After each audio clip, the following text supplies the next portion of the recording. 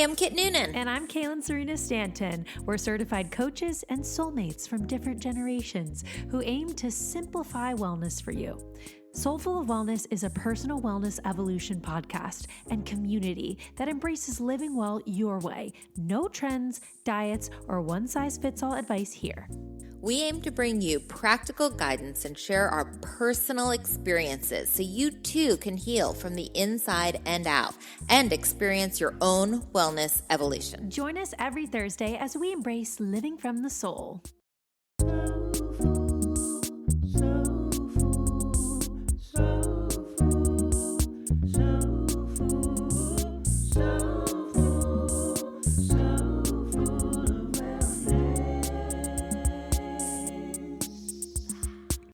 In this episode, we'll explore the factors that shape our body image, its impact on our mental health, and how we can foster a more positive relationship with our bodies, with, of course, 6 actionable tips that you can start using today.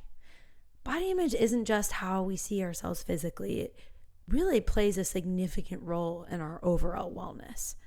What I'm really excited about is diving into some ways to strengthen that bond.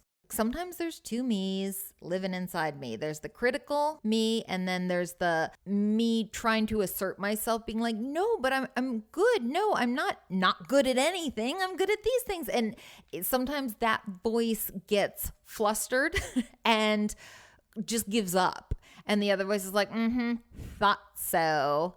So with this dialogue going on inside of me, it can get a little disjointed and a little far away from reality. So I'm excited to talk about all being on the same team. How can I, in my mind and in my body, be comfortable together?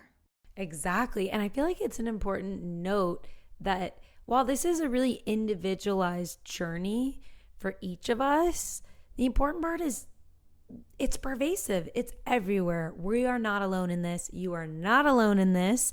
And so I'm excited too to get into these 6 actionable tips that can really help us cultivate a more positive human experience in general.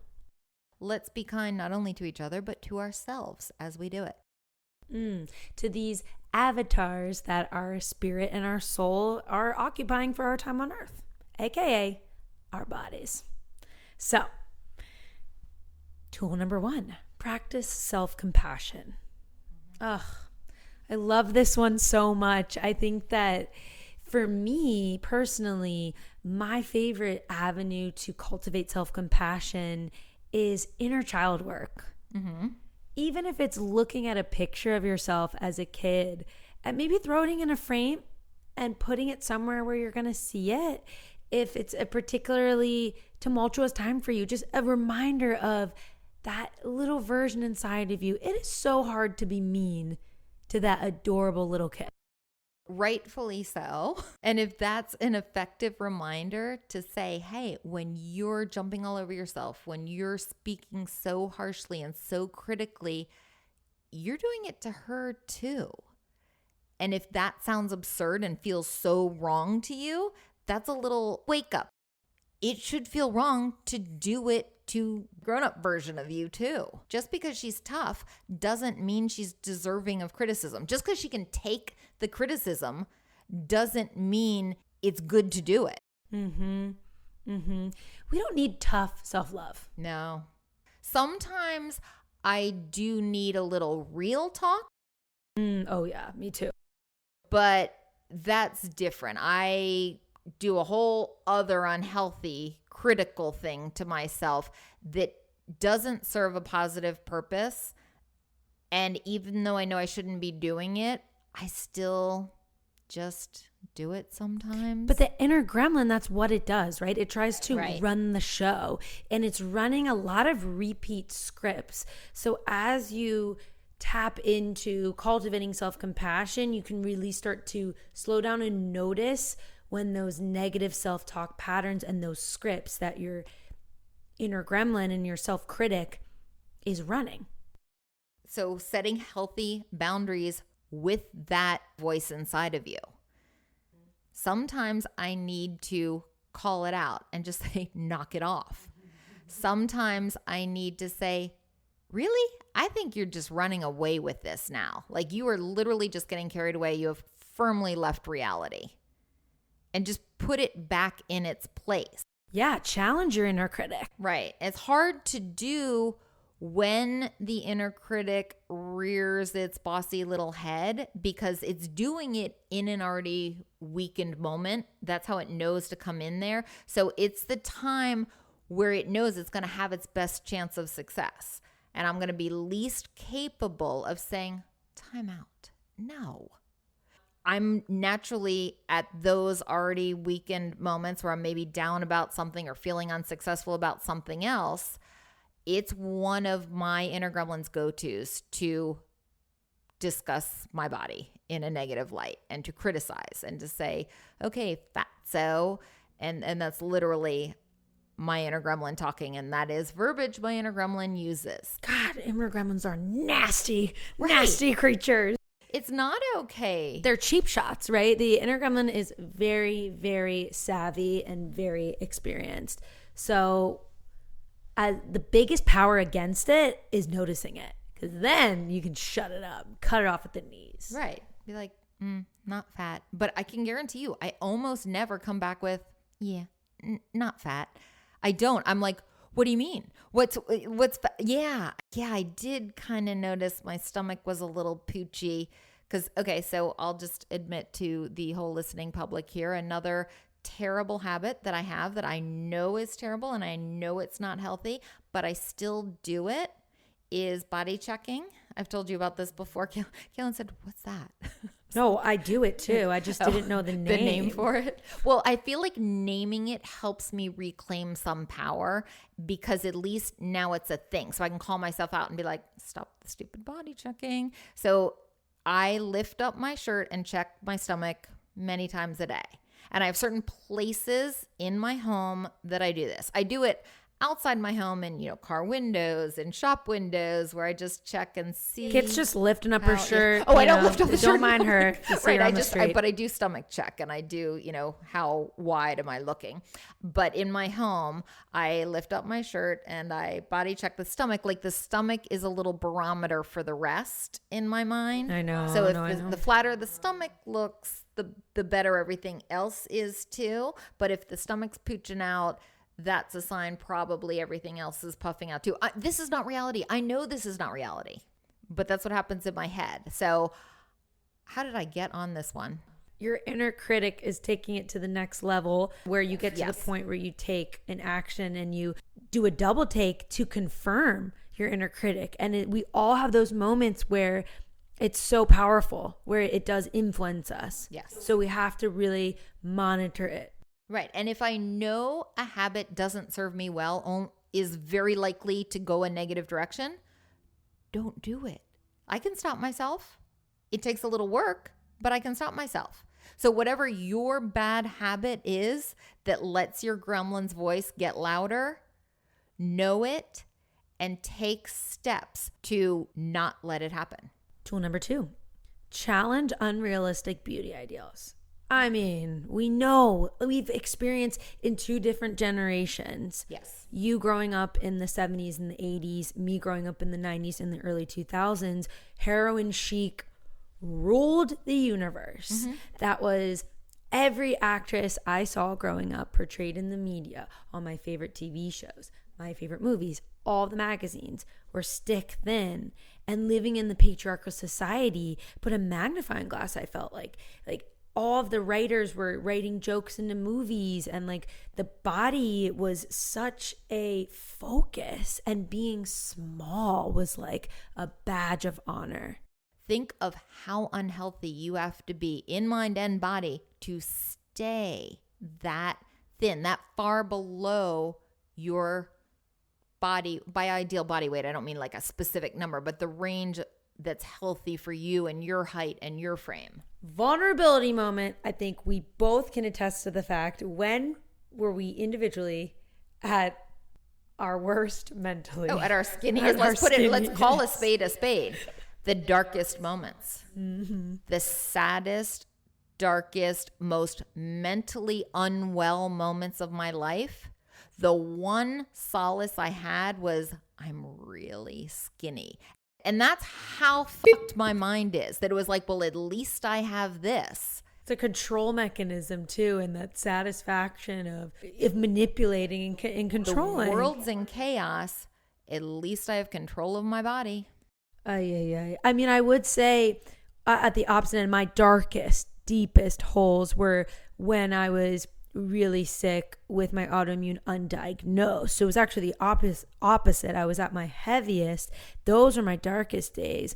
But my most stressful, neurotic days were at my skinniest, where my mentality was getting a little unhinged. I could honestly see the cliff too.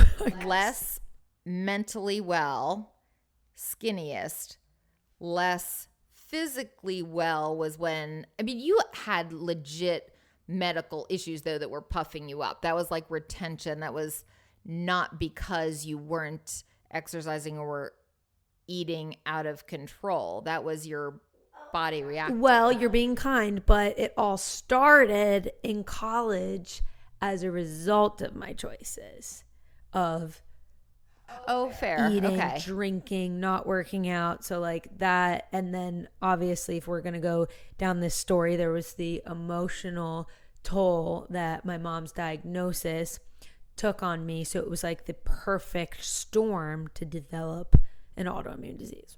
Sometimes autoimmune diseases were there the whole time. They may or may not have ever surfaced in your life. Like they may or may not have come to a head in this way that you realized that you had them because you had the symptoms, but you put yourself in a place of unhealthy choices from all areas of your wellness wheel that led your body to say, aha, window. Right. I was so unwell. And so especially when we go through these periods in our life where we are really unwell, but you know, whether it's a result of our actions or not, which is the horrible truth that a lot of these health issues are out of our control. You know, we can control what we try to. At the end of the day, we need to be kind to ourselves and also challenge what we're seeing with these unrealistic beauty ideals, because I think we're always going to be inundated no matter how far we've come. We were talking about earlier, we love seeing the new generations and what they're doing to challenge the, you know, previous norms and societal pressures. At the end of the day, like, I think we're all still going to be thinking about it as we're healing that relationship. Well, this could be a really good example to take a lesson from the playbook of Gen Z. We can learn from them. There are things that they are doing and creating, and the whole body positivity movement. I want to be part of that. I see it. What I think I understand of it, I completely admire, but I don't feel it yet. It isn't real to me. I hope that someday it can be. Right now, it just seems a little too good to be true. And I don't know what's going to do it for me to buy in. I don't know if it's just time for it to prove itself, if I'm just so scarred, emotionally scarred after 54 years of thinking one thing is the beauty ideal, is desirable, is my goal. It's just so hard for me to shift to something else, but I really want to get there. Mm-hmm. Agreed. And I think it's just going to take time for us to unwire, rewire, unravel all of these, unlearn all of these, you know, subliminal messages that we were receiving from the time we were really little to the really, really loud in your face socialization and messages. Yeah. So we're just going to keep on trying. Right, exactly. And keep looking and seeing better ways to do things and acknowledging, hey, I think they're onto something. I want to be part of that. I want to internalize that. If we can shift our perspective a little bit and pay attention to how our body's functioning rather than focusing on its appearance, that could be that's a huge game changer. Like, what's the point of the body? I don't think the point of the body was ever to be admired externally, for people to look and pick apart and say, oh, she has beautiful hair, and then he has gorgeous eyes. Like, no, it's a holistic thing that allows us to do what we want and need to do in life. Mm-hmm. And practicing mindfulness by being present in the moment, slowing down, can help us stop the negative thought cycle in our brain. We can be aware. We were talking about that in the last 2 tips, about like cutting it off at the knees, and being mindful can help us block those intrusive thoughts and let them go. Pay attention. What else do you have in your life that works as well, as consistently as your body does for you? There's nothing that doesn't need repairs from time to time or maintenance from time to time. And think about lifespan. Do you own anything that you've had? Like for me, 54 years. I don't know. There's nothing I own that's worked for 54 years besides this body. I think my dad's oven, and it is finally on its last leg. It actually hasn't been working for a few years. I will forgive the oven, and I will forgive myself for little shortcomings or injuries or pooches in my tummy some days. Yes. I love that. It's like really approaching yourself with love, and it's such a process, right? And a journey, but it can be a beautiful one. And sometimes, honestly, I think I expect too much. I have Me too. completely unrealistic expectations of my physical self. And it teaches us on a subliminal level to love ourselves conditionally, and that we can only be loved conditionally, right? Because everything stems from self-love, attracting the right romantic relationship into our lives, maintaining healthy relationships with friends and family. At the core, it's about your relationship with yourself and the love you pour into yourself. So if we're berating ourselves around our body, and I'm only loving myself when I feel this way or I look this way. Right. When the scale says this number, then I'm worthy. Or when my hair looks this way, like, oh, when I go for the cut and highlights, then I'm going to look good enough to have those photos taken. Like, no, you look good enough to have the photos taken any damn day. You're beautiful. I'm going to just throw out a little bonus tip is spend this evening just writing down a few things that you love about yourself. Your physical self in particular, or just open it up? Open it up, but be sure to include at least 3 physical things that you love about yourself. I read something a while ago. It was something like write down, it might have been as small as 3, I can't remember now, or 10 things you appreciate about yourself. And if you can't come up with 3, that's such a red flag, madly waving. If you can't come up with 10 nice things to say about yourself, I'd say that's a red flag saying, hello, area that needs work, you should be able to roll out pretty quickly 10 good things about yourself, 10 things you admire or are proud of. They can be physical. They don't have to be, but that shouldn't be problematic. Shouldn't stump you. That breaks my heart to think that someone in the Soulful Society could be experiencing that right now, because we know each of you as individuals are such beautiful humans inside and out, doing your best to navigate this thing we call life. I love that for a challenge that no one will ever know about. Just, you could say them out loud. You don't even have to write them down because maybe that's scary. Somebody might find it, but just give yourself 1 minute, rattle off things you like about yourself. Just say them out loud. You should still be talking at the end of a minute. If you're not, it's not because you don't have a minute's worth of admirable things. It's because you're out of touch with yourself, and you need to tap back some energy in, baby. Getting back there. I love the idea of timing it. It's especially helpful. It's a good ADD tool too. You're confining yourself, like you have to do it for at least a minute. Oh, I love it. Bonus tip would be turn one of those into an affirmation. Slap that bad boy in the mirror. Yes, that's a good one. Can we challenge ourselves to do that for the month of October? Yes, I would love that. For the next month, we get to choose 1 to 2 affirmations that we have a sticky note. I haven't turned over affirmations in a while. I think it is time for me. Beautiful. All right, our 4th tool is surround yourself with positivity. So surrounding yourself with people who uplift and support you. This goes along with the mindfulness because there's a lot of paying attention in this. Pay attention to the impact what you're doing has on you. Your choices, people you're hanging out with, activities you're doing. There are some people I hang out with that I leave feeling a little yucky. Right. And it can be subtle, but you'll notice it, right? You'll get in the car and your energy will feel taxed.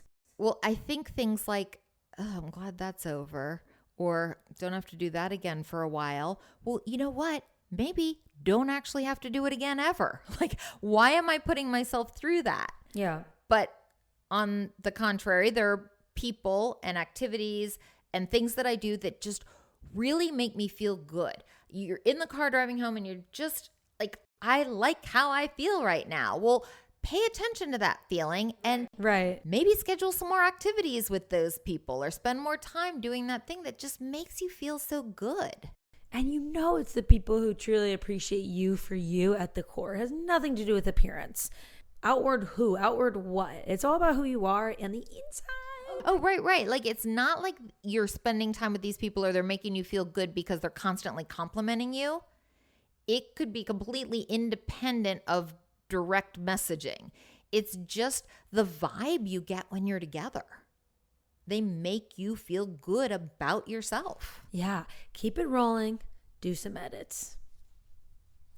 Tool number 5, focus on your health, not just your appearance, but appreciating what your body can do, being grateful. So I think this one is about flipping the script, shifting the perspective, and challenging yourself, maybe tomorrow, maybe this week, to start practicing that. Like, it's not about appearance, it's about all of the magic, like what you were talking about earlier. Sometimes I'll just think about birth and I'm mind blown.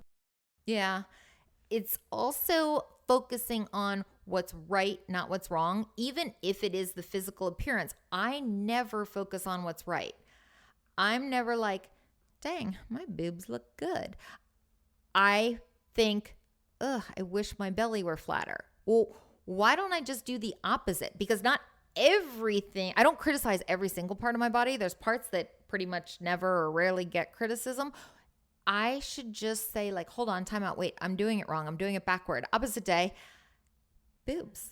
You're looking really good. You're looking perky today. I see you. I actually like my boobs. Yes, and we love it. But I rarely say that. And that's a funny thing. Like, people are probably listening like, God, get over yourself. But if you are like, I don't care. This is what we need to do. We need to say things like, it should be okay for me to say, I like my boobs. Yeah, no, and it fully is, honey. Preach it to the skies. Yeah. And I look at my arthritic fingers and I think, oh, you guys look so old. Like, leave them alone. Focus on the fact that not 100%, but mostly they can still do what I want them to do. And instead be like, I like my little wrists. They just look, I don't know. I like them. I don't have to have a reason to like them. I just like them. Don't look at the fingers that are knobby.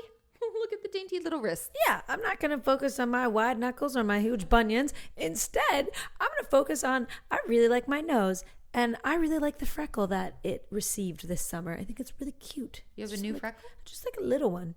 And I'm going to choose to love. I just noticed this like mole freckle that I have on my jaw. And I never even noticed that till the other day. I'm like, okay, cool. Oh, you're welcome. like, I'm Cindy Crawford. Yeah, welcome. Yeah. I love this. It's about infusing positivity because gratitude begets gratitude. And then it's this beautiful cycle and you have more things to be grateful for yourself, like more things to be grateful.